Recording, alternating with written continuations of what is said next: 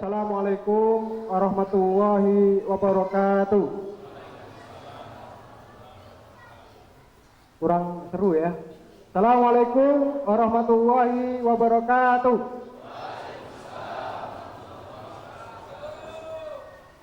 Alhamdulillahirabbil alamin. Assalatu wassalamu ala asyrofil anbiya'i wal mursalin wa ala alihi wa ashabihi wa man tabi'ahum bi ihsan ila yaumiddin. Amma ba'd. Ayyuha ikhwatul fillah wa akhwatul fillah, arsyadakumullah. Alhamdulillah kita pada pagi menjelang siang ini yang cerah, kita masih diberi rahmat Allah Subhanahu wa taala untuk sama-sama mengharap ridha Allah Subhanahu wa taala dalam rangka thalabul ilmi, karena mencari ilmu adalah wajib bagi kita semua. Yang insya Allah pada pagi menjelang siang ini akan disampaikan oleh Ustaz Farid Ahmad Oba MA yang tidak asing bagi kita semua, dengan tema meraih surga dengan sedekah. Perlu saya kasih prolog sedikit bahwa sedekah ini beda dengan zakat dan hampir sama dengan infak. Kadang di dalam ayat Al-Qur'anul Karim yaqulu tabaraka ta'ala khudh min amwalihim shadaqatan tutahhiruhum wa tuzakkihim. Ambillah sedekah dari harta-harta mereka, mensucikan mereka dan membersihkan mereka. Yang dimaksud dalam ayat ini sedekah adalah zakat. Zakat itu diambil. Adapun sedekah itu diserahkan, namun ukurannya tidak ditentukan dalam syariat. Sedekah bisa berupa materi dan non materi. Kalau orang Nasrani itu sedekahnya hampir setiap bulan itu berapa? Nggak tahu ya. Orang Nasrani berapa sedekahnya? Berapa persen? Oh nggak tahu. Hah? Kalau orang Islam zakat wajibnya berapa? 2,5%. Apal itu ya. Kalau orang Nasrani itu 1% tambah 0 berapa? 10%. Orang Syiah berapa persen? Nggak tahu juga. Wah, luar biasa. Syiah lebih banyak lagi, 20% atau 1/5. Maka kita yang 2,5% ini kalau tidak mengeluarkan kebangetan ya, sedikit. Oleh karena itu ada kalangan orang Syiah mengatakan zakatnya Sunni itu pelit. Kenapa? Cuma 2,5%. Zaman Allah Subhanahu wa taala, kalau kita tinjau zaman Rasulullah SAW, Rasulullah itu zakatnya banyak, sedekahnya banyak. Abu Bakar hampir seluruh hartanya, Utsman bin Affan setengahnya, Umar bin Khattab setengahnya. Maka pada hari ini mari kita sama-sama dalam acara tabligh akbar meraih surga dengan sedekah. Mari kita berikan yang terbaik dari harta kita, yang halalan thayyibah. Insya Allah ini akan memberatkan timbangan kita di hari akhirat kelak. Amin ya robbal alamin. Itu sedikit prolog. Tidak pantas berpanjang kalam karena sudah terlambat 1 jam. Antum udah rindu untuk mendengarkan untayan-untayan hangat, untayan-untayan yang menyentuh hati dari Ustadz kita yang lama tidak nampak karena kena musibah Ustadz ya. Namun alhamdulillah kemarin hari Minggu, hari Ahad di Bandung, saya bersama beliau untuk menghadiri acara deklarasi aliansi anti Syiah nasional, dan beliau menyampaikan orasinya. Jadi ini yang kedua Ustadz ya. Kedua yang pertama, ini tabligh akbar yang pertama. Kemarin orasi yang pertama ya. Baik, kelihatannya antum nggak sabar lagi mendengarkan untayan beliau. Maka kepada beliau waktu kami persilahkan.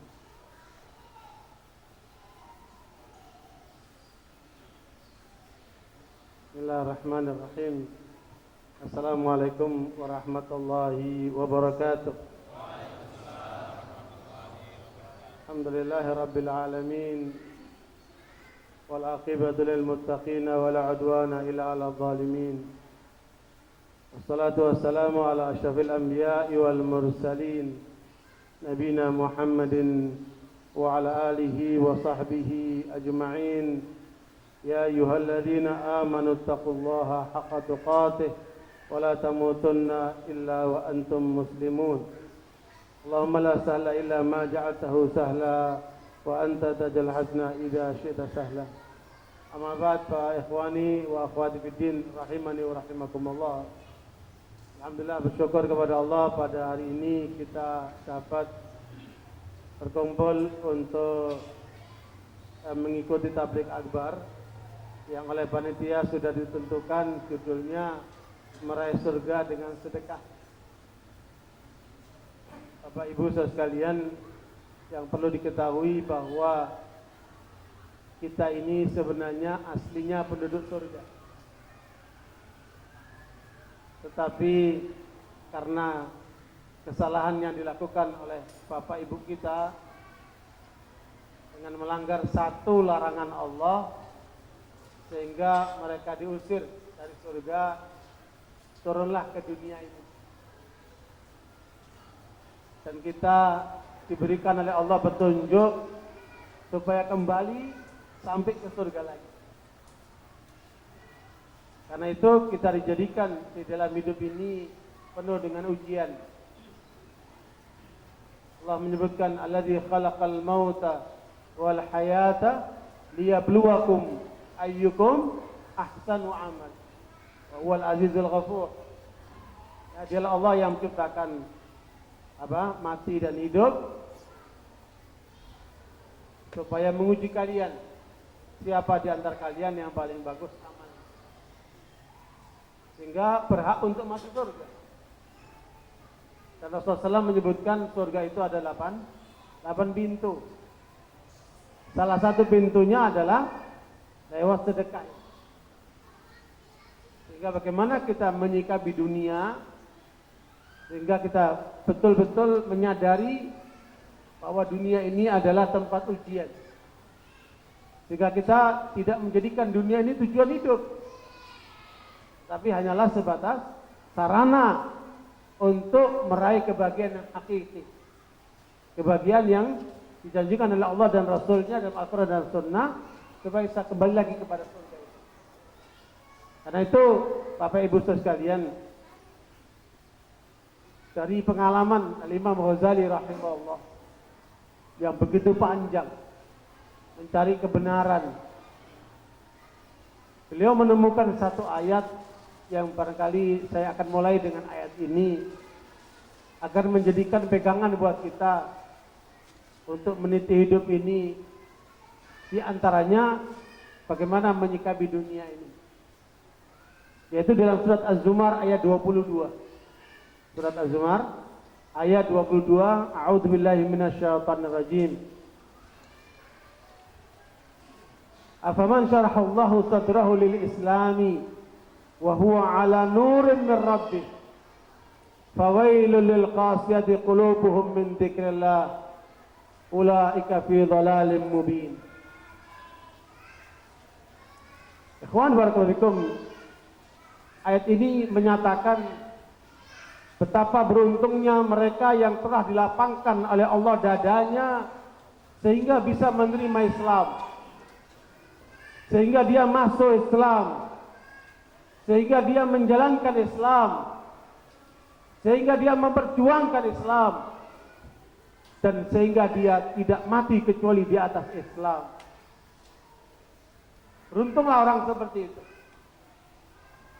Dan masih banyak orang-orang muslim sekarang ini yang belum sadar bahwa kekayaan yang paling mahal yang dia miliki adalah Islam. Makanya Islam bagi kita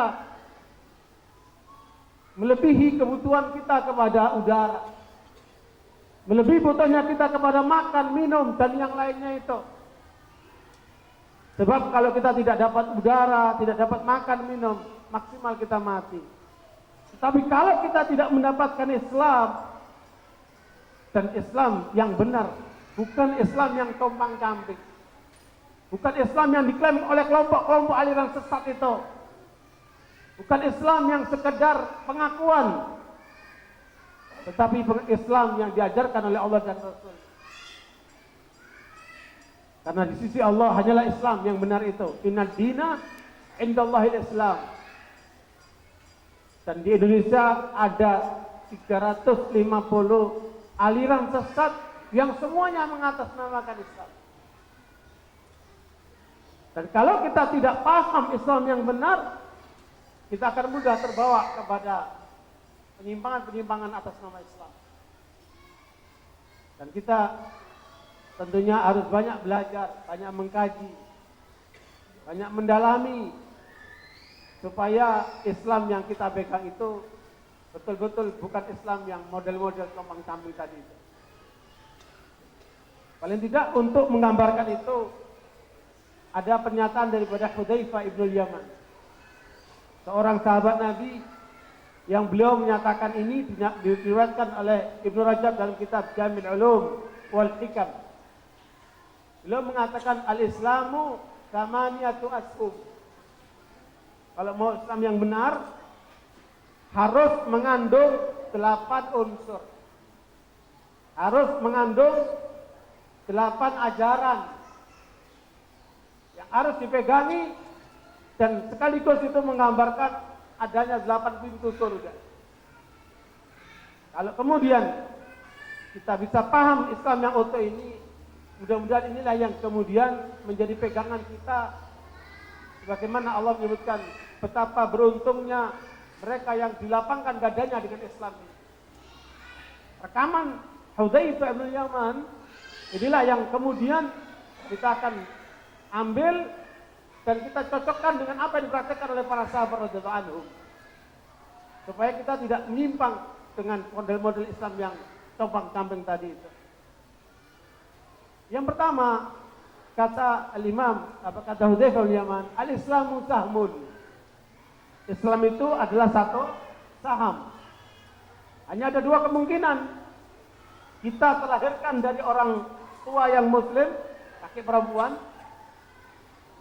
ataukah kemudian tadinya kita berada di luar Islam, kemudian kembali kepada Islam, menjadi mu'alaf. Saya tidak tahu di antara Anda model yang mana. Kalau kita terlahirkan dari keluarga orang tua muslim, maka tidak perlu mengucapkan 2 kalimat syahadat lagi. Sebagaimana diikuti oleh sebagian kelompok aliran sesat yang mewajibkan anggotanya untuk mengucapkan 2 kalimat syahadat di depan pimpinannya. Dan itu adalah bid'ah, karena tidak ada dasarnya. Karena Rasulullah SAW menyebutkan, kullu mauludin yuladu alal fitrah, fa'abawahu yuhawidanihi, au yunassiranihi, au yumajisanihi. Bagaimana riwayat Muslim, Rasulullah mengatakan setiap anak yang lahir di dunia, dia lahir dalam keadaan fitrah, artinya keadaan Islam. Tergantung orang tuanya, apakah akan menjadikan anaknya Yahudi, atau Nasrani, atau Majusi. Dan tidak ada ungkapan mengislamkannya. Kenapa? Karena setiap anak lahir dalam keadaan Islam. Makanya tidak ditemukan anak-anaknya para sahabat yang tadinya mereka muslim, anaknya lahir dalam keadaan Islam, kemudian mereka disyahadatkan lagi, tidak ada. Makanya saya sudah cek kepada ulama besar tentang adanya kelompok yang mengajarkan mengucapkan 2 kalimat syahadat lagi di depan amirnya, di depan pimpinannya, dan kemudian beliau menyatakan itu bid'ah karena tidak ada di antara anak-anak sahabat Nabi, anak-anak tabi'in yang memang orang tuanya muslim, kemudian mereka mengucapkan apa? 2 kalimat syahadat lagi. Ini tanda tidak benar. Makanya kita sudah menjadi muslim. Makanya pernyataan Hudzaifah bin Yaman mengatakan al-Islamu sahmun. Islam itu sudah satu saham. Dan alhamdulillah kita sekarang paling tidak sudah di masjid, pasti apa? Para muslim ya.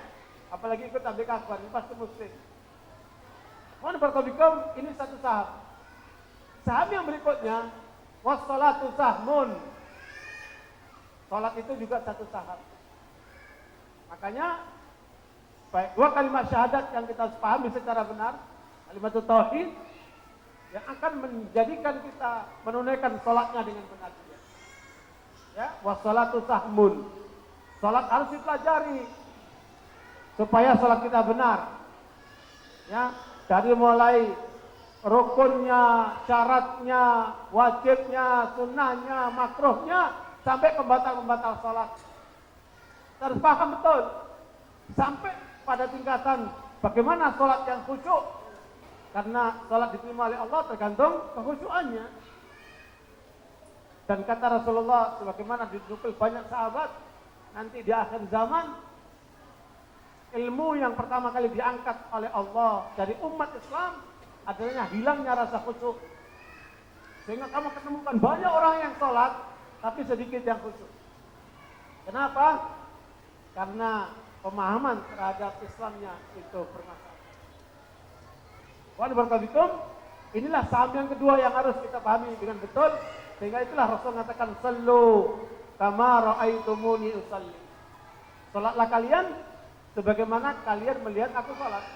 Lihat Nabi salat. Bagaimana salatnya Nabi? Di Islam kita ikuti Islamnya Nabi. Salat kita ikuti salatnya Nabi.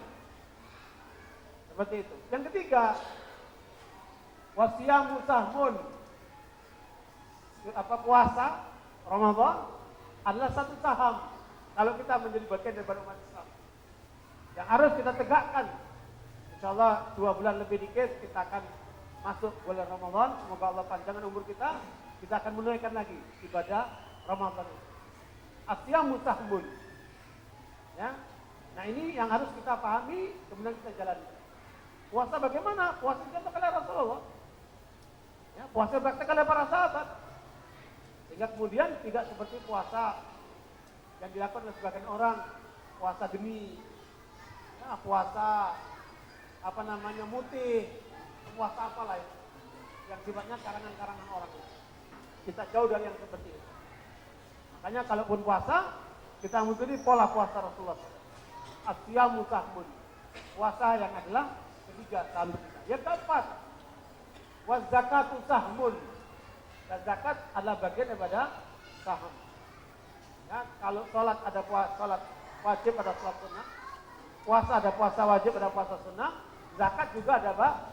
Zakat yang wajib, ada yang sunnah. Nah, para ulama telah menetapkan yang wajib namanya zakat, yang sunnah namanya apa? Sedekah. Nah, sementara temanya kita ambil apa? Meraih surga dengan sedekah. Hanya saja ayat tadi disebutkan itu berkaitan dengan zakat. Termasuk innamas shadaqatu lil fuqara wal masakin dan seterusnya, itu adalah kaitan dengan istilah apa? Zakat. Tetapi Allah menggunakan istilah sedekah. Sedekah ini kalau kaitan dengan wajib namanya apa? Zakat. Kalau kaitan dengan sunnah namanya apa? Sedekah. Wal barakabikum. Ini bagian daripada saham yang juga kita harus punya. Makanya antara sholat dan zakat itu senantiasa dikaitkan sama Allah. Kenapa? Karena sholat haknya Allah, zakat haknya siapa? Haknya manusia. Hablum minallah, hablum minan nas. Karena itu sholat dan zakat senantiasa dikaitkan. Sehingga karenanya menunjukkan bahwa kalau bisa setiap muslim itu selain menunaikan salat juga menunaikan apa? Zakat. Itu artinya apa? Kita harus bekerja keras supaya kita bisa berzakat. Makanya sekalian satu kali Hakim bin Hizam, seorang sahabat Nabi, minta sama Nabi, Nabi kasih. Kemudian minta lagi, Nabi kasih. Kemudian minta lagi, Nabi kasih. Karena Nabi itu jenis orang kalau diminta nggak pernah nolak. Hatta kalaupun dia dikasih orang harta yang berharga. Satu kali ada seorang perempuan datang ke Nabi menghadiahkan syumlah. Syumlah ini pakaian mahal yang itu ditelisik oleh tangan, jadi semacam karya karya tangan gitu. Yang itu menjadi pakaian bagus, berharga. Jika dikasih Nabi, dia senang, dia pakai, kelihatan indah sekali. Tiba-tiba ada seorang datang minta, ya Rasulullah, saya tertarik dengan pakaianmu itu, kasih dong saya. Dan Nabi dilepas, diberi kasih. Sahabat pun negur, kamu gimana sih? Nggak tahu diri banget. Nabi kan kalau punya barang diminta nggak pernah nolak. Kamu tahu Nabi suka dengan barang itu. Kenapa kamu minta? Ya, kata dia, saya ingin jadikan ini sebagai kafanku nanti kalau aku meninggal. Karena pakaian ini sudah dipakai sama Nabi. Keinginan orang ini seperti itu. Nah, Hakim bin Hizam dikasih sama Nabi sampai 3 kali. Dan Nabi kalau diminta sekali lagi tidak pernah nolak. Makanya kemudian Nabi ingin mengajarkan kepada Hakim bin Hizam supaya jadi umat Islam jangan suka minta-minta. Maka Nabi mengatakan kepada dia, ya Hakim, sungguh tangan di atas lebih baik daripada tangan di bawah. Sungguh tangan di atas lebih baik daripada tangan di bawah. Dan usahakan kamu jangan pernah kamu minta sama orang. Maka sejak itu kata Hakim, sejak ini ya Rasulullah, saya tidak akan pernah minta kepada siapapun selain kepada engkau. Makanya setelah Rasulullah wafat, Hakim dikasih sesuatu hadiah oleh Abu Bakar, dia nggak pernah terima. Hakim dikasih rampasan perang, setelah berperang di jalan Allah oleh Umar bin Khattab, dia pun menolak, nggak pernah mau. Dan sampai dia meninggal, dia tidak pernah minta sesuatu sama manusia. Inilah cara sahabat berprinsip. Ya, makanya sekalian, tanaman Nabi kepada para sahabat itu langsung ditangkap oleh mereka. Nabi itu bahasanya halus, tetapi kalau sudah menyampaikan, diterima oleh sahabat, dipegang sampai mati. Saya kasih contoh lain. Orang banyak memuji Abdullah bin Umar sebagai sahabat yang soleh. Tetapi rupanya Rasulullah diberitahu kalau Abdullah bin Umar ini bila malam tidak tahajud. Ya, Nabi langsung mengingatkan. Ya, tanpa adanya Abdullah bin Umar, ketika dipuji di depan beliau, betapa solehnya Abdullah bin Umar. Kata Rasulullah, "Na'am, ni'mal abdu as-salih Abdullah bin Umar law kana aqamal lail." Ya, betapa baik dan solehnya Abdullah bin Umar kalau dia itu sholat tahajud malam. Karena selama ini dia tidak tahajud malam. Ketika informasi itu sampai kepada Abdullah bin Umar, sejak itu sampai beliau wafat, beliau tidak tinggalkan tahajud qiyamul lail. Inilah kelebihan sahabat. Makanya ikhwan barakallahu, gambaran daripada Hakim bin Hizam ini kemudian dipraktekkan oleh para salafus saleh dengan cara apa? Caranya gimana? Karena tangan di atas lebih baik daripada tangan di bawah. Para salafus saleh itu kalau mereka memberi, mereka bukan ngasih gini. Karena tangan di atas. Caranya gimana? Dia kasih, umpamanya ngasih duit, ini, kasih duit, dia tangannya di bawah. Terus diambil sama orang yang nerima kan, tangannya di mana? Subhanallah. Itu satu gambaran betapa mulianya para salafus saleh itu. Kenapa? Ketika dia memberi, dia tidak ingin merendahkan orang yang menerima. Yang memberikan dengan cara seperti itu. Yang menerima dari mana? Dari atas. Satu kali Imam Malik rahimahullah menghantar Imam Syafi'i setelah belajar 8 bulan. Karena Imam Syafi'i menyatakan ingin melanjutkan belajar ke Irak. Ya. Dan Imam Syafi'i barakallahu fikum hafal Quran ketika umur 7 tahun. Kemudian murojaah hafalan Qurannya mantap betul hafalannya ketika umur 9 tahun. Ketika umur 10 tahun dia ingin berjumpa dengan Imam Malik rahimahullah untuk belajar hadis. Tapi kemudian beliau ini orang miskin dan nggak mau minta-minta. Dia pinjam kitab sama temannya. Tolong dong, pinjam kitab karangan Imam Malik namanya kitab Muwatta.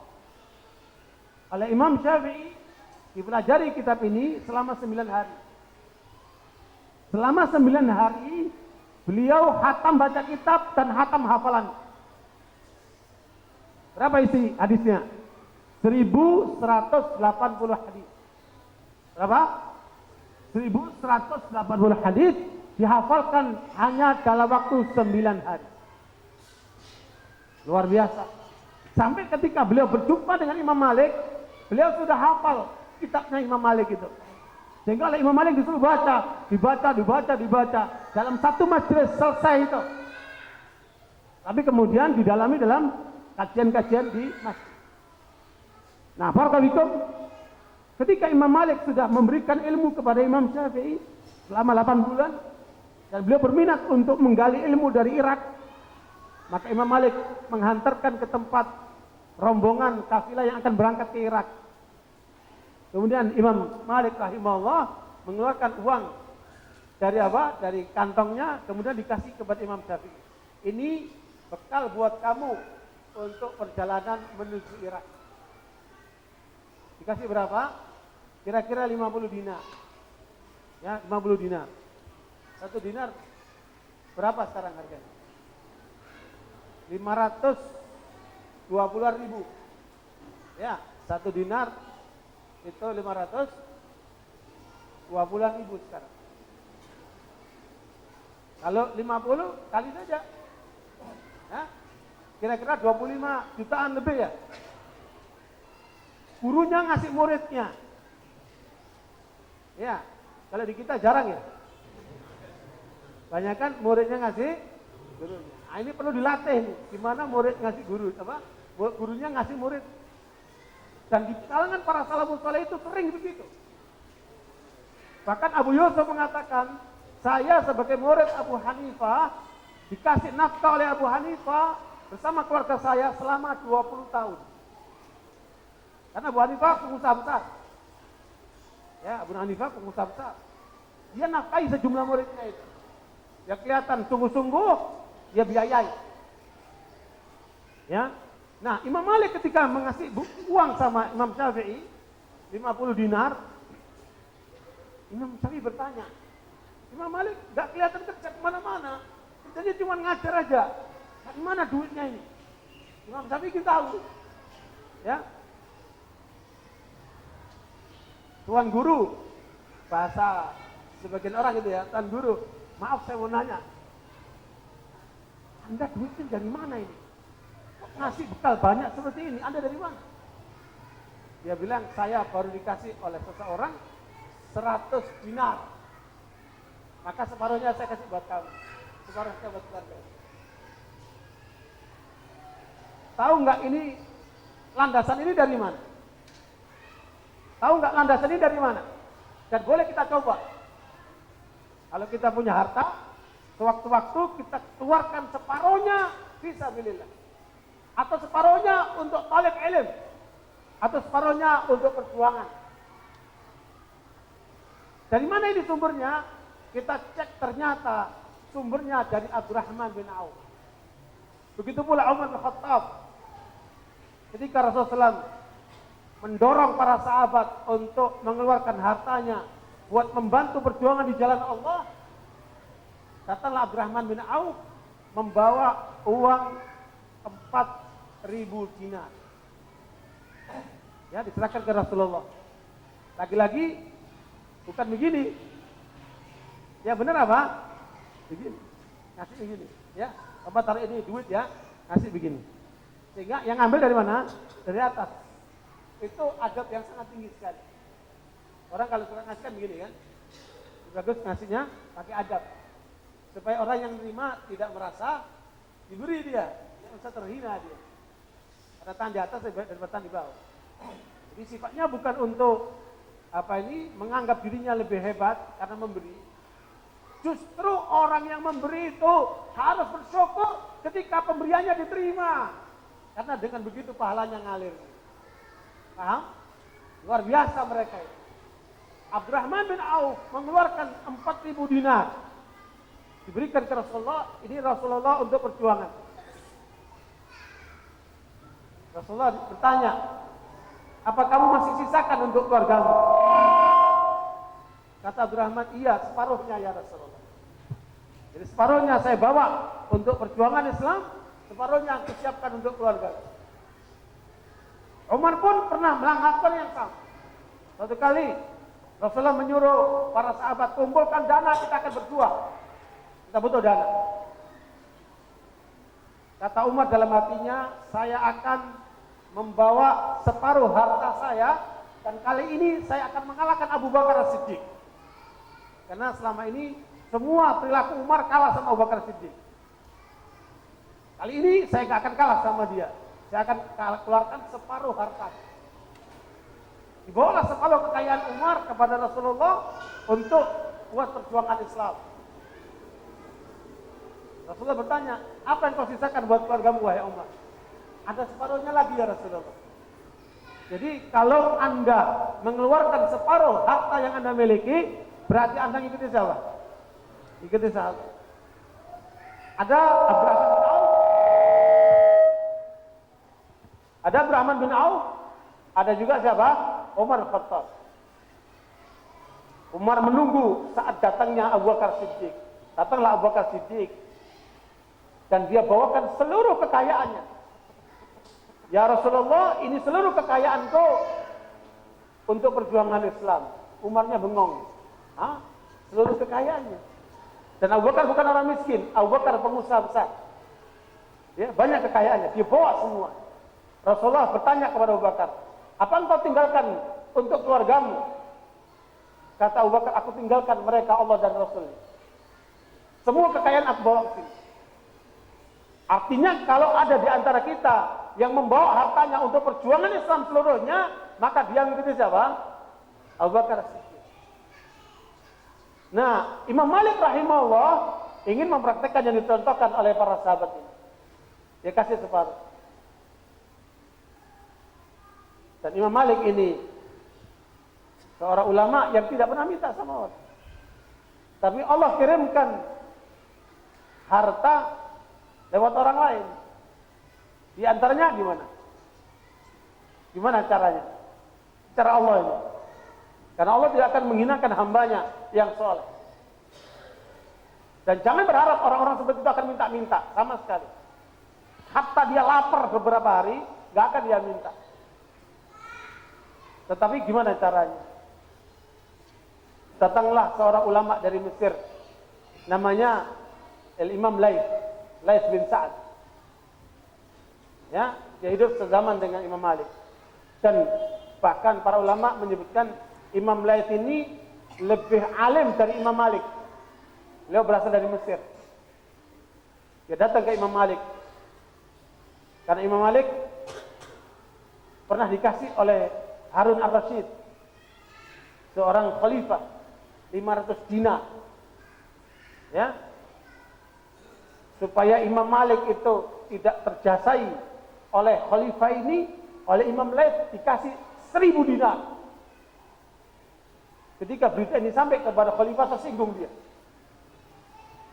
Dia rakyat biasa ngasih 1000 dinar. Saya ini khalifah, kok saya dikalahkan? Ya. Ini caranya ulama supaya jangan sampai ada ulama yang dikendalikan oleh penguasa. Ya, cara ulama untuk melindungi jangan sampai dia dihinakan oleh penguasa. Setelah dikasih 1000 dinar, datanglah siapa? Imam Laits kepada Imam Malik. Dia mengatakan, wahai Imam Malik, saya berharap engkau tidak menolak pemberianku atau tawaranku. Saya berharap engkau tidak menolak tawaranku. Apa tawarannya? Saya adalah orang kaya di Mesir. Penghasilan saya setiap hari 1000 dinar. Jadi kalau saya ngasih Anda 1.000 dinar, itu penghasilan saya sehari. 1 dinar berapa tadi? 520.000. Berarti berapa itu? Setengah M. Saat itu ulama penghasilannya segitu. Karena usahanya banyak dia. Dan Allah berkahi. Karena memang dia bukan untuk dirinya, dia untuk perjuangan, untuk membela ulama-ulama. Subhanallah.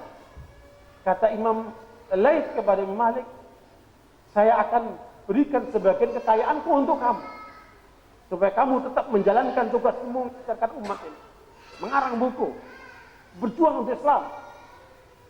Inilah cara mereka untuk menjaga kehormatan ulama. Subhanallah. Kira-kira di masa kita ketemu nggak orang kayak gini? Ya? Kira-kira di masa kita ketemu nggak orang seperti ini? Ya? Mungkin ada, tapi jarang. Mungkin ada, tapi jarang. Satu kali saya ditawari oleh seorang kaya raya. Ceritanya begini. Ustaz, tolong ceramah di tempat kami pada hari H. Kami adakan pengajian. Oh Pak, insya Allah Pak, saya akan datang, saya minta ceramah. Terus dia bilang gini, tapi saya pengusaha Ustaz, semua ada hitungan. Berapa saya harus bayar Ustaz? Dan saya udah diajari sama orang kaya, jangan sampai kamu kena sama duitnya orang kaya. Sebab kalau kamu kena duitnya orang kaya, dia akan dikte kamu. Itu psikologinya orang kaya suka apa? Suka dikte. Saya ingat itu, teman orang kaya itu, saya bilang begini, maaf Pak, Bapak pengusaha ada hitungannya, saya dai nggak pakai hitung-hitungan, jadi nggak usah dipikirin. Tapi Ustaz ke sini pakai bensin, ya urusan saya, nanti saya mau pakai motor saya bensin, urusan saya, bukan urusan Bapak. Pas hari H ceramah, saya ceramahkan penyakit orang kaya. Ngap-ngapan dia. Ya, penyakit orang kaya apa? Sombong, suka ngeremehin orang, ya kan? Menilai orang dengan duitnya. Saya bongkar tuh penyakit orang kaya tuh. Ngap-ngapan dia. Sampai anaknya teriak, betul. Subhanallah. Itu keluar isi hatinya. Setelah selesai ceramah, saya dipanggil lagi sama dia. Pak Ustaz, saya senang dengan ceramah Pak Ustaz.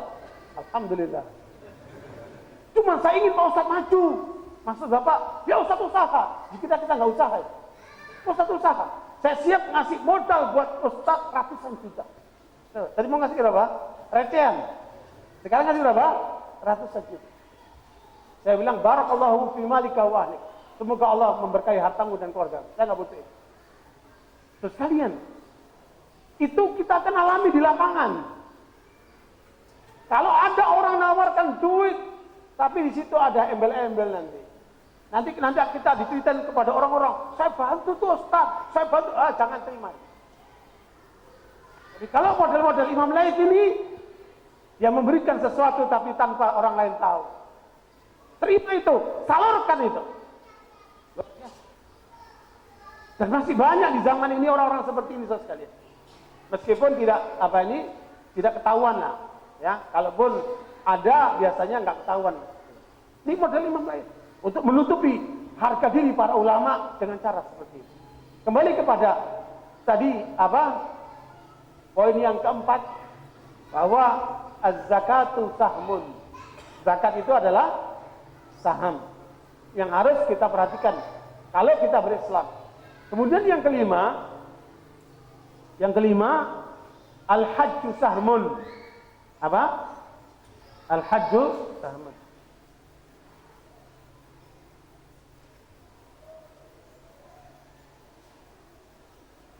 Haji adalah saham. Maknanya kita harus punya saham di situ. Bagi yang mampu, liman istata'a ilaihi sabila. Bagi yang mampu. Dan Rasulullah tetapkan mulai Islam sampai haji menjadi rukun Islam buat semua umat Islam. Artinya itu tanpa terkecuali, wajib. Karena itu menyangkut amal soleh pribadi orang itu.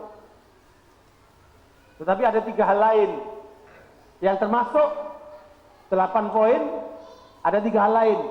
Saya tidak bahas bahasa hajinya, karena kalau sholat itu amalan fisik, rohani, kalau puasa amalan fisik, jasmani dan rohani, kemudian zakat amalan apa?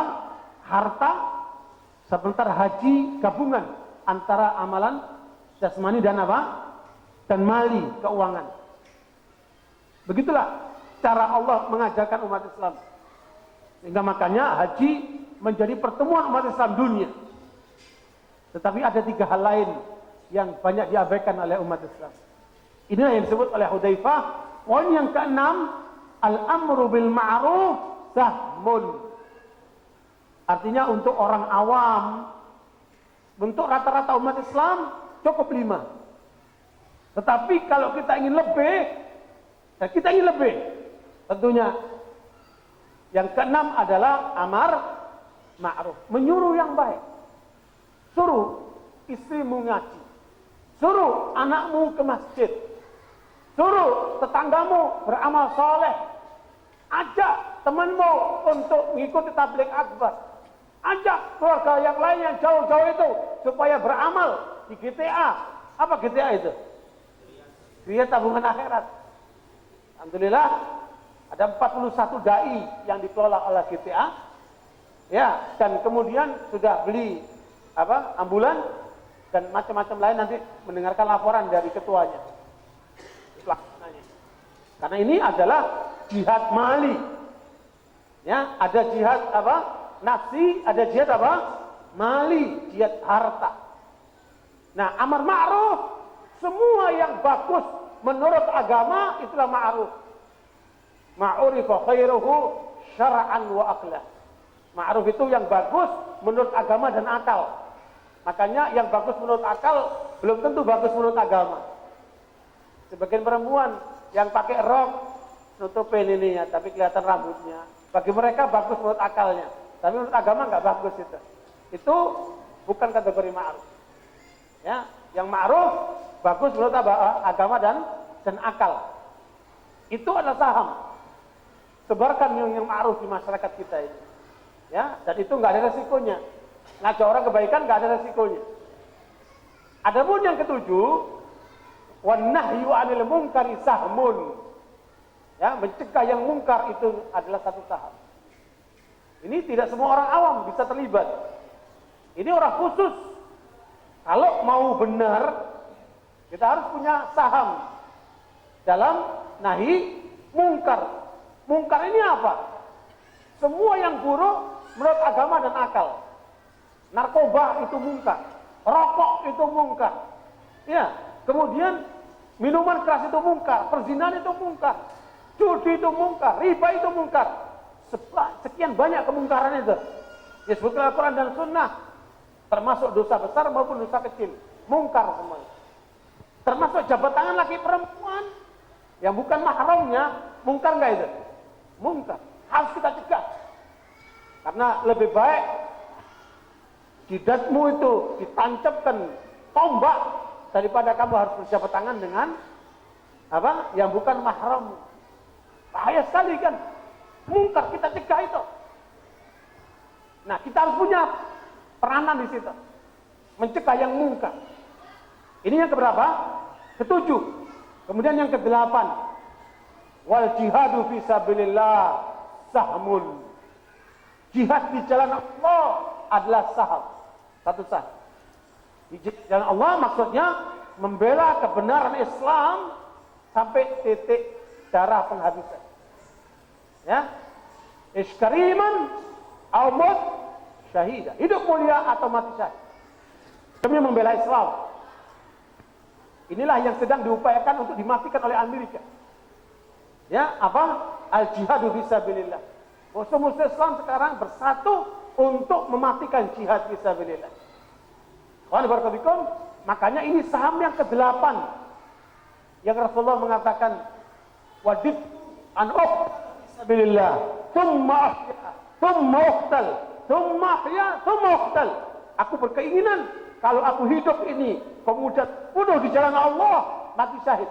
Kemudian dihidupkan lagi, terbunuh lagi, dihidupkan lagi, terbunuh lagi sampai 3 kali. Itu harapan Rasulullah SAW. Sementara kitab Islam harapannya apa? Harapannya apa? Mati di tempat tidur. Mati kalau nunggu tua. Iya, mati kalau kemudian di tempat yang enak. Berarti kita menyalahi Rasulullah itu. Ya, Rasulullah yang dijamin surga. Rasulullah dijamin surga, masih apa? Punya keinginan kalau bisa hidup ini kemudian mati syahid sampai 3 kali. Sementara kita mau kemana? Surganya lewat apa? Lewat sedekah, gampang. Ini nggak perlu mati nih. Kalau lewat sedekah, cukup mengeluarkan sebagian harta kita di jalan Allah. Tapi jelas ini masuknya dari 1 pintu. Nggak mungkin dari 8 pintu. Kata Abu Bakar bertanya ke Rasulullah, "Ya Rasulullah, apakah ada orang yang bisa masuk surga lewat 8 pintu?" Jadi dia punya saham semua. Saham Islam sampai saham jihad fisabilillah. Anda jangan lihat orang lain, Anda lihat diri sendiri. Kira-kira posisi saya udah berapa saham? Kalau di perusahaan itu punya saham. Punya kaki di situ. Kira-kira kita berapa persen yang bisa masuk itu?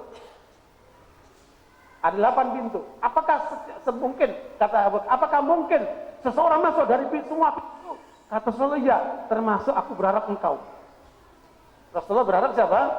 Abu Bakar Siddiq. Kenapa? Dia punya saham semuanya. Antum kalau masuk dari 1 pintu ini saja, selamat. Selamat kemana? Masuk surga. Ini aja pelit banget. Kalau ngeluarin nunggu apa? Yang kecil. Kalau keluarin mikir-mikir. Nanti besok dapat lagi enggak ya? Akhi, ini adalah jalan paling gampang menuju surga tanpa darah itu. Sedekah.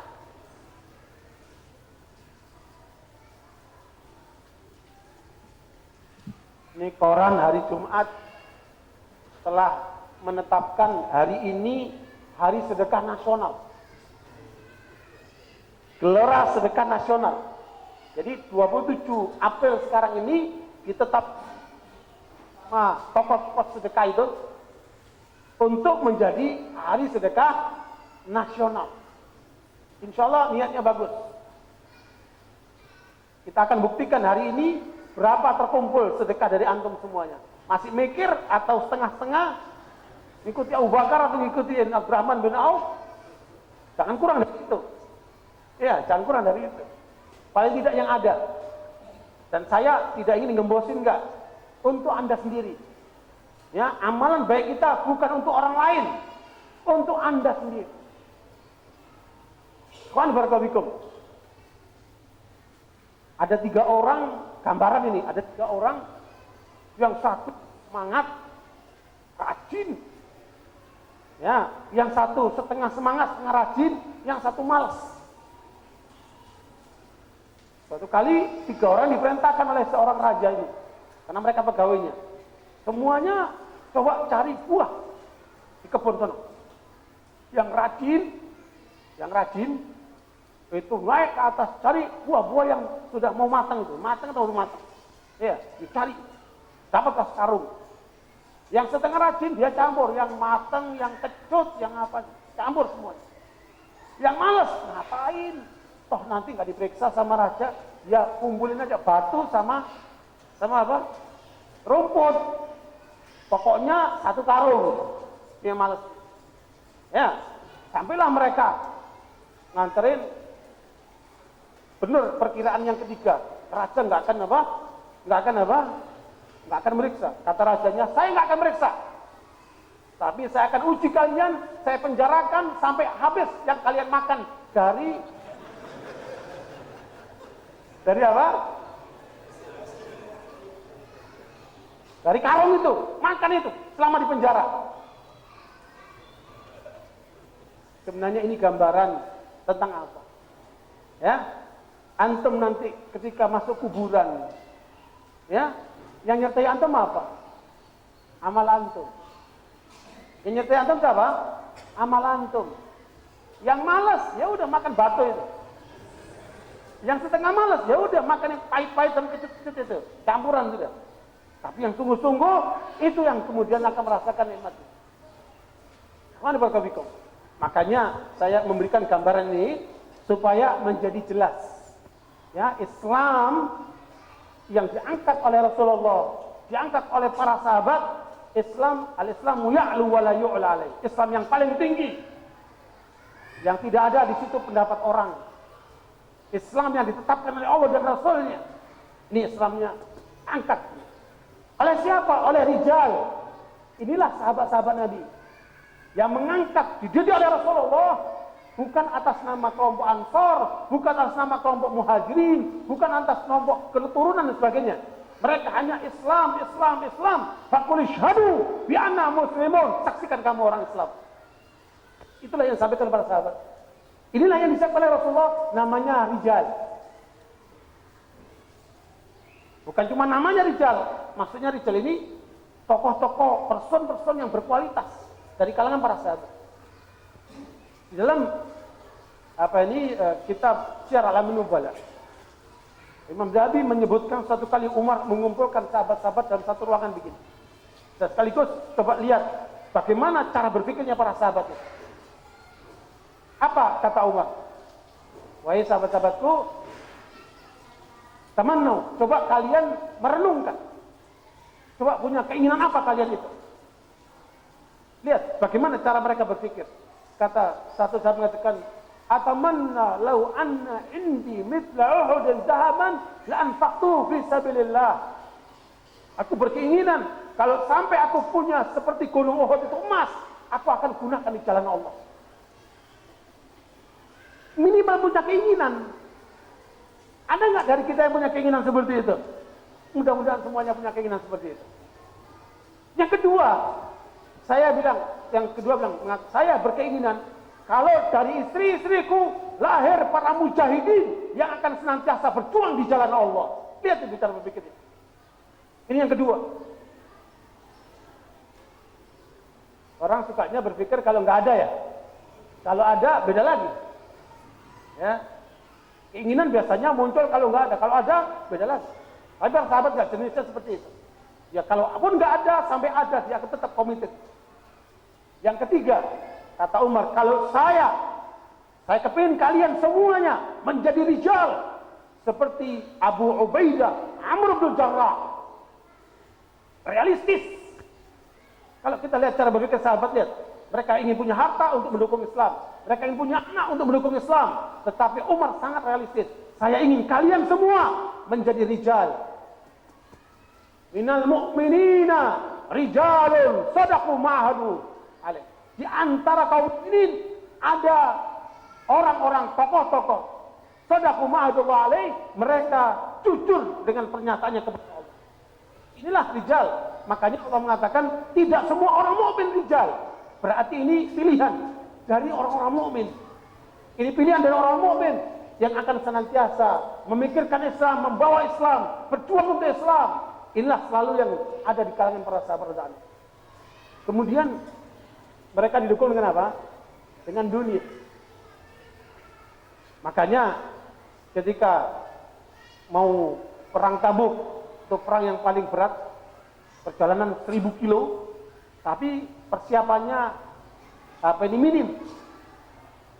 Dan banyak sahabat-sahabat karena nggak punya bekal, nggak punya kendaraan, nggak punya biaya untuk perjalanan, nangis mereka karena tidak bisa ikut. Maka Utsman datang ke Rasulullah, ya Rasulullah, siapa di antara mereka yang tidak mampu untuk berangkat karena nggak punya ongkos, nggak punya bekal, saya tanggung semua. Kata Rasulullah, atas perbuatanmu ini ya Utsman, ya ini sudah cukup bagimu untuk engkau akan menghadap Allah, selamat di hadapan Allah. Subhanallah. Ini kehormatan yang diberikan oleh Utsman dengan dia korbankan hartanya untuk perjuangan Islam. Kawan berkabikum, berarti perjuangan untuk apa? Untuk dunia. Dan itu kita lihat dari kalangan para sahabat jenis orang-orang seperti ini. Makanya kata Rasulullah, salahu hadil ummah, salahu awwalu hadil ummah, bizuhdi wal yaqin. Saya harap antum jangan lupa ungkapan ini. Karena di sini riwayat Imam Ahmad, Imam Tabrani, Al-Baihaqi dengan sanad yang hasan. Beliau mengatakan, "Salahu hadil ummah, salahu awal hadil ummah, bizuhdi wal yaqin." Ya, bagusnya awal umat ini, yaitu di kalangan para sahabat, itu karena dua hal yang ada dalam diri mereka. Mereka punya sikap zuhud dan mereka punya sikap keyakinan. Makanya para tabi'in, para sahabat mengatakan kepada tabi'in itu, ya, Abu Bakar mengalahkan kita, mengalahkan kalian bukan karena banyak sholatnya, bukan karena banyak puasanya, tetapi karena keyakinan yang ada di dalam hatinya itu. Subhanallah. Makanya sekalian yang harus kemudian kita ikuti dari para salafus saleh, yaitu apa? Zuhud terhadap dunia. Maknanya apa zuhud ini? Bukan kere, bukan miskin. Zuhud itu bahwa kekayaan di tangan, bukan di hati. Suatu saat untuk perjuangan Islam dia tidak keberatan untuk mengeluarkan di jalan Allah SWT. Itulah arti apa? Zuhud itu. Jadi zuhud memiliki dunia untuk kemaslahatan akhirat, memiliki dunia mendukung Islam. Itu namanya zuhud. Ditambah dengan apa? Yakin. Dan jangan lupa, yakin itu ada 3 hal. Ya, kalau kita punya 3 hal ini, berarti keyakinan kita pasti mantap. Apa itu? Kalau bahasa umum, bahasa tulab ilm, mereka mengatakan ilmul yakin, ainul yakin, dan apa? Hakul yakin. Ya, inilah yang melahirkan keyakinan yang sebenarnya. Ilmul yakin, ainul yakin, dan apa? Hakul yakin. Kemudian dirinci oleh Al-Imam Dunnun Al-Misri bahwa ada 3 hal yang harus Anda perhatikan dalam masalah keyakinan ini. Yang pertama, segala sesuatu yang kamu lihat kaitkan dengan Allah. Apa saja yang kamu lihat kaitkan dengan Allah. Umpamanya ada seorang ahli ibadah melihat seekor burung jatuh. Rupanya satu sayapnya patah, dia jatuh. Sehingga ahli ibadah mengatakan kasihan betul burung ini, sehingga dia akan kesulitan hidupnya. Satu sayapnya patah dia. Oleh ahli ibadah ini ditaruhlah di tempat tinggi si burung ini, sambil dia perhatikan dari jauh. Ya, karena dia kasihan nanti bagaimana makannya burung ini, bagaimana minumnya burung ini, diperhatikan oleh ahli ibadah ini. Tidak lama kemudian tiba-tiba datang satu burung lagi, datang ke burung yang terkapar ini dengan membawa makanan di mulutnya, kemudian dia kasih kepada burung yang terkapar itu. Ahli ibadah mengatakan, subhanallah, luar biasa pemandangan ini. Ya, hatta burung yang tidak berdaya masih ada Allah kirim burung lain untuk ngasih makan. Kalau begitu, saya ngapain capek-capek nyari kerjaan sono sini? Mendingan saya ibadah saja. Pasti Allah mengirimkan makanan buat saya. Kata ahli ibadah ini. Kemudian dia datang ke gurunya. Guru, saya menemukan satu pemandangan hari ini luar biasa. Ceritanya begini-begini. Apa kata gurunya? Mengapa kamu ingin jadi burung yang terluka itu? Mengapa kamu tidak jadi burung yang ngasih makan itu? Bagus kan? Kenapa kamu harus jadi burung yang terluka itu? Sehingga kamu menggantungkan. Kenapa kamu tidak jadi burung yang berusaha, kemudian kamu cari kasih makan dia? Kamu jadi itu lebih bagus. Buat dirimu dan buat orang lain. Subhanallah. Makanya setiap kali memandang sesuatu, hubungkan sama Allah. Ingat sama Allah. Dan saya mengalami ketika sakit. Luar biasa. Saya kalau cerita panjang. Udah nulis waktunya habis. Saya tahu. Nah, makanya subhanallah, pelajaran banyak sekali. Hatta kecelakaan, nikmat yang luar biasa. Ikhwan barakallahu, lihat segala satu, hubungkan sama Allah. Satu. Yang kedua, kalau ada masalah sesuatu, kembalikan kepada Allah. Saya yakin Anda semua punya masalah. Muka-muka masalah semua ini kan. Pasti punya masalah. Kenapa? Tidak ada orang tidak punya masalah. Ini kan minimal masalahnya lagi ngantuk sekarang. Minimal. Ya, begitu keadaannya. Makanya kembalikan kepada Allah. Setiap punya masalah kembalikan kepada Allah. Akan melahirkan keyakinan. Yang ketiga, jangan lupa, ista'in billah fi kulli hal. Dalam segala keadaan mintalah tolong sama Allah. Dalam segala keadaan mintalah tolong sama Allah. Disitulah akan muncul keyakinan. Nah, barakallahu fikum. Tetapi apa yang terjadi dengan umat yang terakhir? Kalau kata Nabi, salahu awwali hadhihi ummah bizuhd wal yakin. Benarnya umat yang terdahulu dengan zuhud dan yakin, tetapi wa yahlikuha, dan yang akan menghancurkan umat ini apa? Al-bukhlu wal amal. Ini kata Nabi, umat ini akan rusak kalau umatnya pelit sama angan-angannya panjang. Saya kepingin punya ini, saya kepingin, angan-angannya panjang. Tahu-tahu, mati. Belum banyak amalnya, belum banyak sedekahnya. Makanya penutup, saya membacakan ayat di akhir surat Al-Munafiqun. A'udzubillahi minasyaitonir rajim. Wa anfiqu mimma razaqnakum min qabli an ya'ti ahadakumul maut fayaqul rabbi laula akhartani ila ajalin qarib fa asaddaqa wa akum minas salihin. Wa la yu'akhirallahu nafsan idza ja'a ajaluha wallahu khabirum bima ta'malun. Allah ingatkan kepada kita semuanya, keluarkan hartamu di jalan Allah. Infak itu ada infak wajib. Anda sebagai suami memberikan infak kepada istri dan anak, wajib. Ya, Anda punya orang tua yang butuh Bapak ini perhatian, Anda infak kepada orang tua, wajib. Ya, ada juga infak yang bersifat sedekah. Infak yang bersifat sunnah yang tidak termasuk kewajiban kita.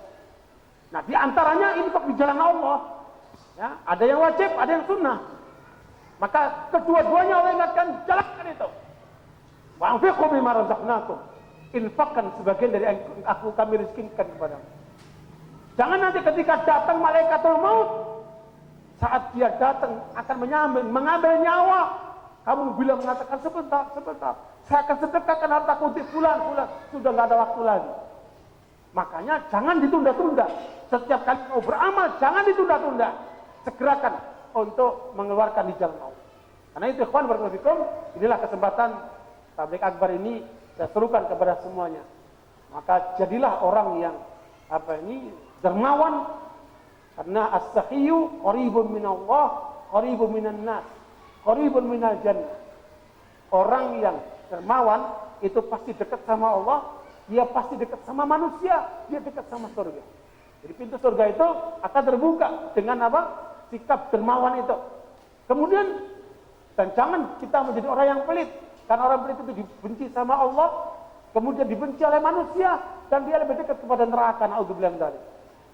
Itu hal yang saya ingatkan. Adapun untuk kader-kader kita berikutnya, saya ingatkan ayat yang ke-15 dari surat Al-Hujurat, di mana Allah katakan, innamal mu'minuna alladziina aamanu billahi wa rasulihi tsumma lam yartabu wa jahadu bi amwalihim wa anfusihim fi sabilillah ulaika humus shadiqun. Makna ringkas ayat itu, ya, bahwa kader-kader muslim kalau imannya benar, maka nampak di dalam dirinya dua hal. Yang pertama, dia siap berkorban dengan hartanya. Yang kedua, dia siap berkorban dengan nyawanya. Ini baru orang Islam yang benar. Nah, terjadi penyimpangan di sini. Ketika dulu para sahabat Islamnya di atas, diangkat oleh para sahabat, didukung dengan dunia, terjadi pemutarbalikan. Kultus individu, orangnya di atas, Islamnya di tengah, didukung dengan dunia. Makanya antum melihat seluruh kelompok yang ada dalam gerakan-gerakan Islam senantiasa yang dialulukan siapa? Tokohnya. Bicara NU, bicara Kiai Haji Hasyim Asy'ari. Bicara Muhammadiyah, bicara Kiai Ahmad Dahlan. Bicara Al-Irsyad, bicara Syekh Ahmad Surkati. Bicara Dewan Dakwah, bicara Muhammad Nasir. Dan jangan kita ikut kultus-kultus seperti itu. Ini adalah terjadi pergeseran. Kita ingin angkat Islamnya, bukan angkat orangnya. Beginilah keadaannya. Kalau terjadi pengkultusan, terjadi pergeseran. Lebih parah lagi yang ketiga, ketika orang berebut untuk dunia, Islamnya di bawah yang ketiga. Islamnya terakhir. Dia sebenarnya membawa Islam untuk cari dunia. Dan ini banyak di dunia politik. Mereka berebut partai-partai untuk merebut dunia. Apakah uang, apakah kekuasaan, apakah pemerintah atau yang lain. Makanya kader-kader kita, anak-anak muda kita, didiklah dengan dua sifat. Sifat dermawan dan sifat pemberani. Sifat dermawan siap berkorban dengan hartanya, sifat pemberani siap berkorban dengan nyawanya. Dan inilah kata Allah, namanya orang yang benar. Semoga kita diberikan oleh Allah kemampuan untuk bisa mencapai ini. Wa jazakumullahu khairan. Ya baik, demikian penjelasan yang sangat luar biasa ya, subhanallah. Namun karena kita dibatasi oleh waktu, kalau boleh disimpulkan, yang pertama adalah bahwa sedekah itu ada yang wajib, yaitu zakat, dan ada yang sunnah, yaitu sedekah itu sendiri. Yang kedua, dari undangan beliau kita dianjurkan untuk berguru dengan ulama-ulama kaya. Tadi Lais, Imam Malik, dan Imam Ibnu Mubarak. Imam Ibnu Mubarak ini penghasilannya setiap hari itu 350 juta. Dan semuanya habis sebelum haulnya habis. Sebenarnya apa? Beliau nggak pernah mengeluarkan zakat karena sebelum jatuh temponya uangnya udah habis semua dijakatkan. Luar biasa. Untuk ibu-ibu, silakan dengar cerita Zainab, istrinya sahabat Ibnu Mas'ud, ketika beliau mendengar bahwa kebanyakan penghuni neraka adalah ibu-ibu, perempuan, disebabkan karena beberapa hal. Ada yang mengatakan kurang akal, mengatakan kurang agama, suka melaknat, dan tidak bersyukur kepada suami. Namun yang pertama dan kedua ini kurang benar. Yang benar adalah karena kurang bersyukur kepada suami dan suka melaknat, akhirnya beliau nanti mengeluarkan sebagian atau semua perhiasannya untuk infak fisabilillah. Luar biasa. Akhirnya beliau mengatakan, kenapa Anda mengeluarkan infak begitu? Karena aku tidak mau menjadi penghuni neraka. Luar biasa. Ya baik, kita buka pertanyaan sedikit aja. Ya, pertanyaan singkat saja, 3 dari sebelah kanan 1, tengah 1, sebelah kiri 1. Silahkan. Tengah? Gak ada? Sebelah kiri? Gak ada ya, silahkan Pak. Ya ada hadiahnya untuk menanya katanya. Yang nggak bertanya nggak dapat hadiah.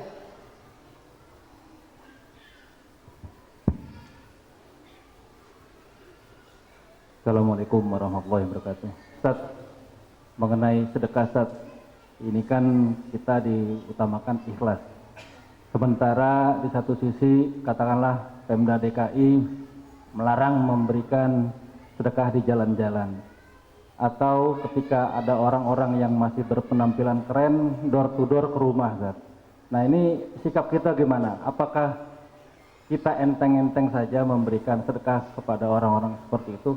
Atau kalau kita berprasangka nanti disangka suudzon. Ini bagaimana menghadapi para pencari dana yang door to door atau di jalan-jalan. Yang kedua adalah mengenai zakat Ustaz.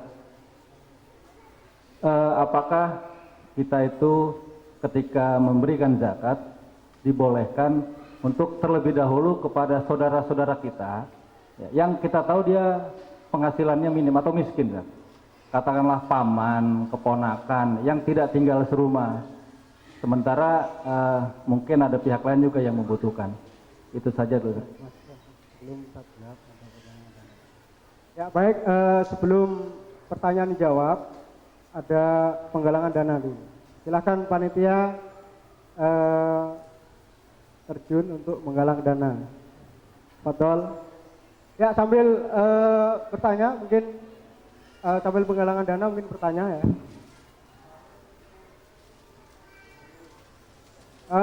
Mau separuh apa semuanya ya kata pembicara ya. Mau seperti Abu Bakar atau Utsman bin Affan. Fadol.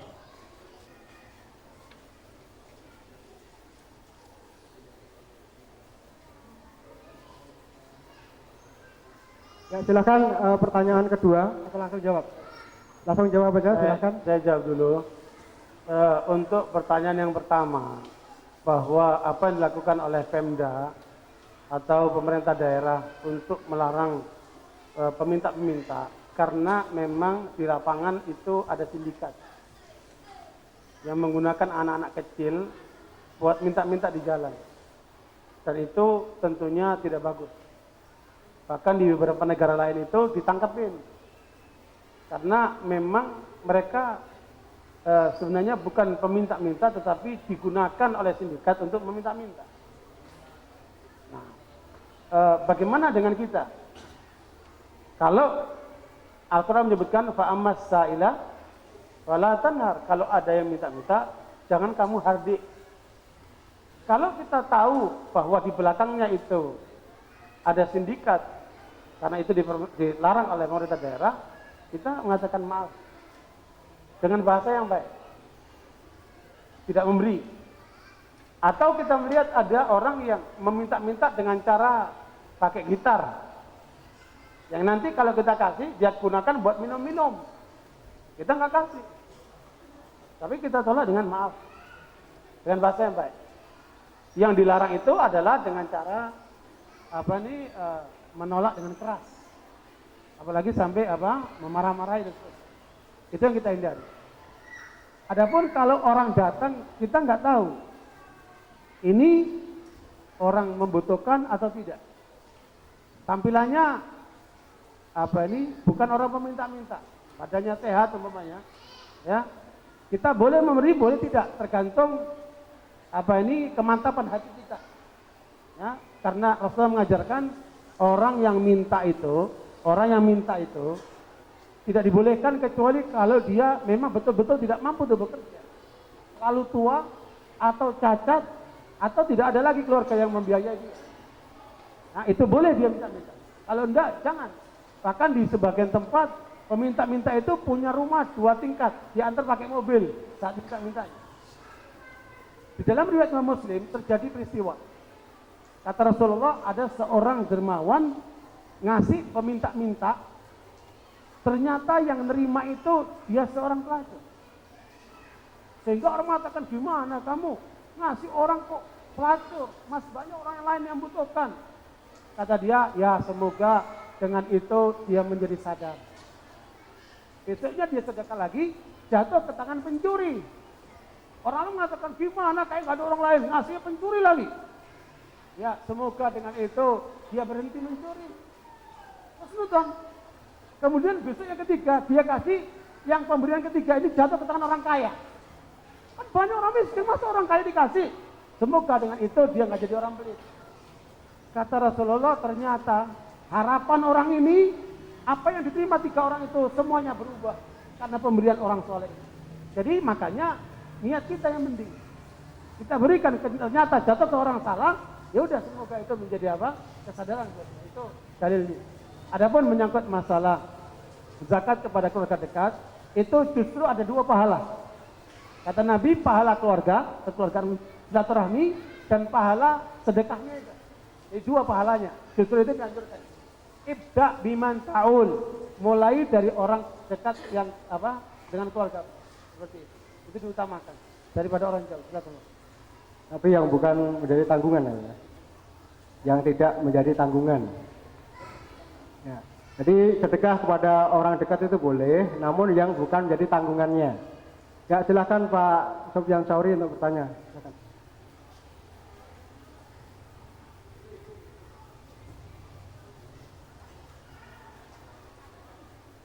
Singkat saja Ustaz, untuk menumbuhkan sifat yakin dikaitan dengan iyyaka na'budu wa iyyaka nasta'in. Itu aja.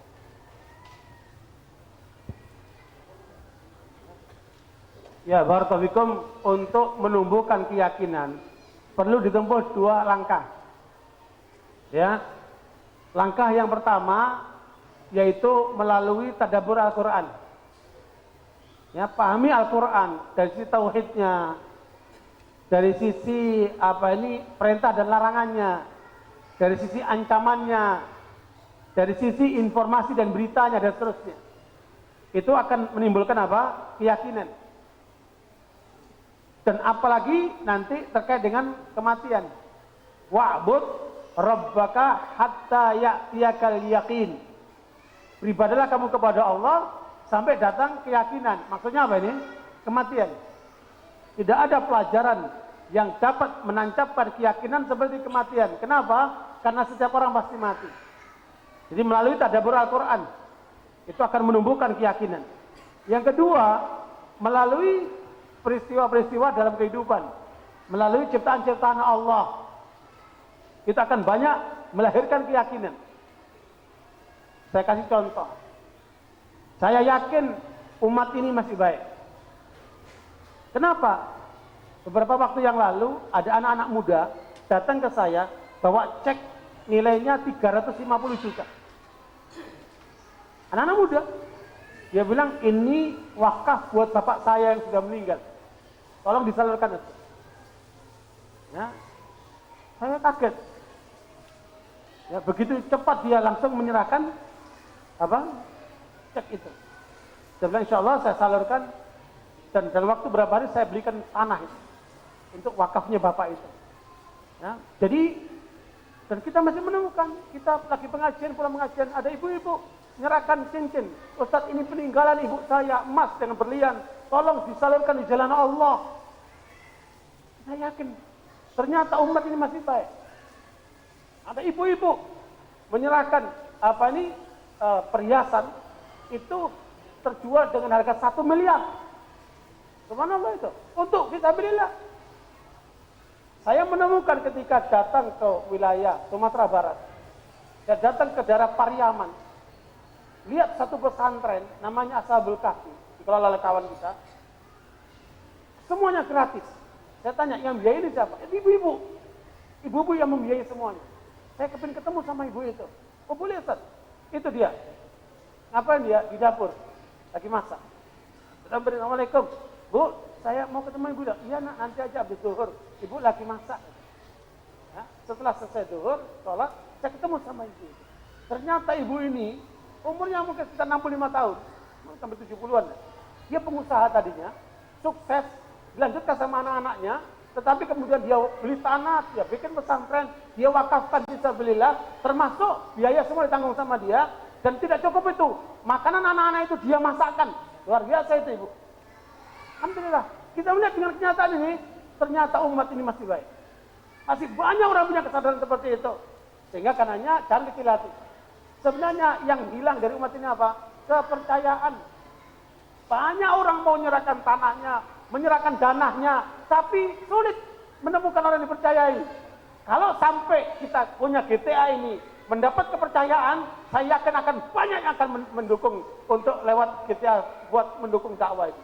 Dan itu keyakinan akan mau tumbuh dengan melihat kenyataan yang ada ini. Allahu a'lam.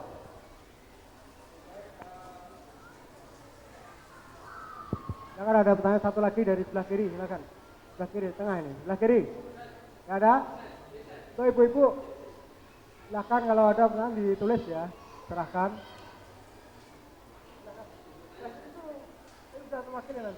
Ya sabar ya, satu dulu. Silakan Pak Imam. Siapa Ustaz Jawar?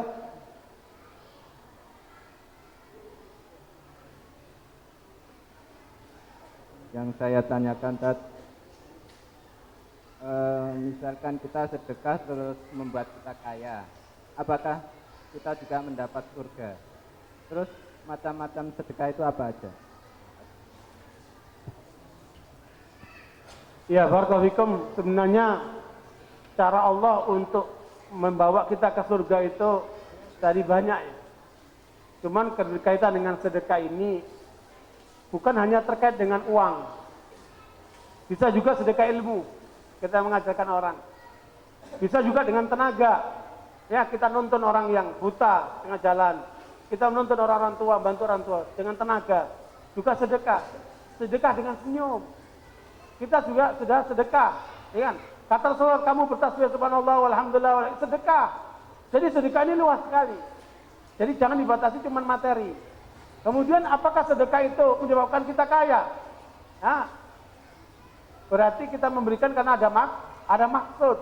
Tetapi yang jelas, ya, riwayat cukup banyak dan itu dipraktekkan oleh para salafus saleh. Bahwa sedekah itu memudahkan jalan hidup. Bahwa sedekah itu menutup pintu dari 70 bencana. Ya, orang kalau sudah bersedekah itu akan menutup 70 pintu kesusahan, bencana. Makanya satu kali ada seorang menyampaikan kepada Abdullah bin Mubarak, wahai Imam, keluargaku sudah bertahun-tahun sakit, berobat kesana sini nggak sembuh. Kata dia, suruh dia bikin sumur, buat banyak orang, mudah-mudahan Allah angkat penyakitnya itu. Akhirnya diikuti bikin sumur, Allah angkat penyakitnya sembuh. Jadi memang sedekah itu luar biasa. Ya, kalau mau tahu, praktekin aja, nggak usah banyak ngomong. Insya Allah akan terbukti. Jazakumullah. Silahkan Ustaz Jawar, singkat aja. Ya, baik. Ustaz, begini pertanyaannya. Untuk menuju kejayaan Islam, ada sebagian jamaah ataupun kelompok yang memprosentase bagaimana keberhasilan Rasulullah. Misalkan ulamanya sekian persen, kemudian tentaranya atau militernya sekian persen. Ya. Nah, itu bagaimana pendapat Ustaz? Karena termasuk mungkin untuk pengusahanya sekian persen. Nah, karena misalkan di sebuah teori itu atau di teori kenegaraan ya, kalau minimal 2% pengusaha maka akan maju, tapi kalau tidak sampai 2% maka tidak susah untuk maju. Islam seperti apa Ustaz memandang itu? Terima kasih. Silakan, terima kasih. Ya, barakallahu. Saya mau tanya, kemenangan itu dari mana? Ya Allah. Bahkan Allah katakan, kam min fi'atin qalilatin ghalabat fi'atan katsiratan bi'idznillah. Berapa banyak kelompok sedikit bisa mengalahkan kelompok yang banyak. Jadi presentasi itu cuma pendapat. Buktinya apa? Ketika para sahabat melaksanakan perjuangan melawan Romawi, itu jumlah pasukannya nggak seimbang. Ya, yang dipimpin oleh Abdullah bin Rawaha itu 30.000. Sementara mereka 300.000. Kalau jumlah angka persentase gak seimbang, tetapi dengan semangat juang mereka itu ternyata bisa menang. Ya, makanya hitung-hitungan itu boleh saja itu otak-atik akal, tapi itu tidak bisa jadi pedoman, tidak bisa jadi pegangan. Apalagi ini jumlah. Kalau di masa Rasulullah SAW jumlah umat Islam berapa? Cuman 120.000. Sekarang ini berapa? 240 juta Indonesia ini dengan 17.000 pulau. Nggak bisa disamakan dengan masa itu. Kita harus lihat realitas yang ada. Seluruh negeri Arab masih kalah dengan jumlah orang Indonesia. Nggak bisa diukur dengan itu. Makanya kembali memang hitung-hitungan logis harus. Ya, bahwa Nabi menyebutkan angka 12.000. Kalau kalian kekuatannya 12.000, kalian tidak terkalahkan. Tetapi 12.000 yang berkualitas rijal ini, bukan yang kemudian loyo, ya, bukan kemudian yang cengeng.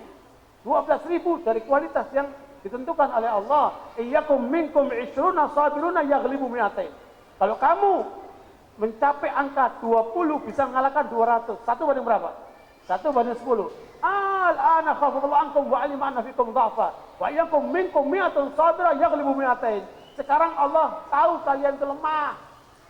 Kalau kalian jumlahnya 100 bisa mengalahkan 200. Berarti apa? 1 banding 2 itu batas minimal. Kalau kita bisa sabungkan 1 orang dengan 2 orang menang, itu batas minimal. Ya, kalau bisa sabung 10 orang dia menang, itu batas maksimal itu. Itu aja kualitasnya kira-kira. Untuk fisik, tetapi kemudian strategi, kemampuan, materi dan sebagainya itu sangat relatif. Tidak bisa diukur dengan persentase, tetapi itu boleh menjadi hitungan-hitungan yang logis saja.